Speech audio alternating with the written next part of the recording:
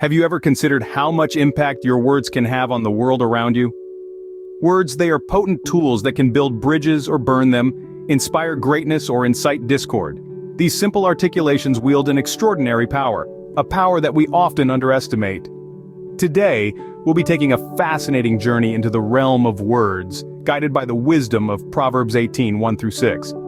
These verses from the Good Book provide an enlightening perspective on the importance of our words, their potential consequences, and the responsibility we bear in choosing them wisely. They serve as a mirror, reflecting the state of our hearts and minds, and as a compass, guiding our interactions with others. As we prepare to delve deeper into these verses, let's take a moment to ponder. Think about the strength our words carry and the responsibility that comes with it. Yes, words are indeed powerful, and with that power comes great responsibility. As we delve into these verses, let us ponder on the strength our words carry and the responsibility that comes with it. The first verse warns us about the dangers of isolation and self-interest. Picture an individual who chooses to separate from the community, pursuing only what they desire. This act of isolation, as Proverbs 18:1 suggests, is a quarrel against all sound wisdom. Why is this so? Well, because humans by nature are social creatures. We thrive on interactions, on shared experiences and collective wisdom. When we isolate ourselves, we shut ourselves off from the wealth of knowledge, understanding, and perspective that comes from engaging with others. Moreover, when we focus solely on our own desires, we can easily lose sight of the bigger picture. Our decisions may become self-serving, rather than considering the interests and well-being of others. This can lead to conflict, misunderstanding, and ultimately poor decision-making.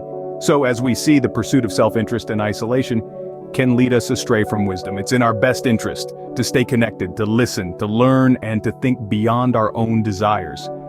The next two verses contrast the righteous and the foolish, specifically in their use of words.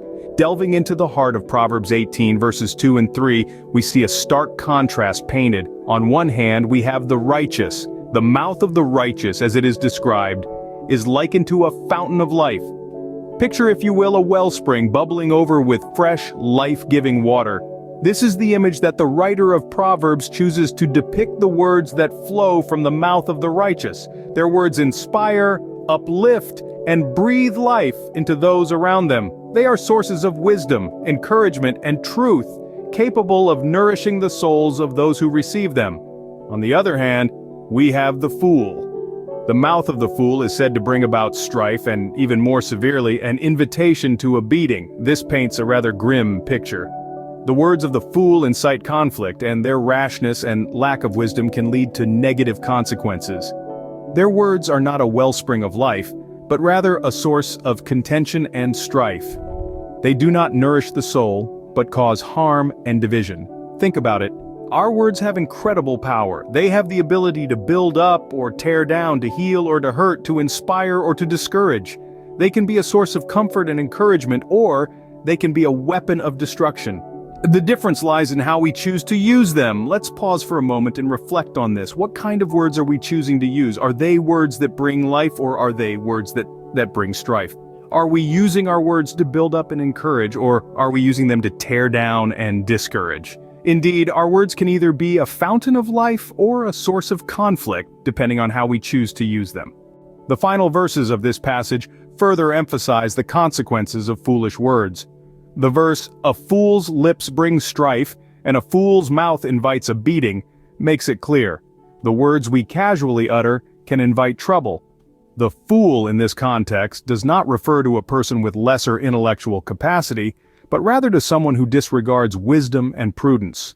When we fail to weigh our words, we may inadvertently invite strife, not only into our own lives, but also into the lives of those around us. Next, we find the words of a fool are like a stick in a man's hand. They will strike those who are not deserving of it. This vivid imagery underlines the potential harm words can cause. Like a stick in the hand of a reckless person, words can inflict damage, often on those who least deserve it. Just as a physical blow can leave a lasting mark, so too can thoughtless words cause deep emotional wounds.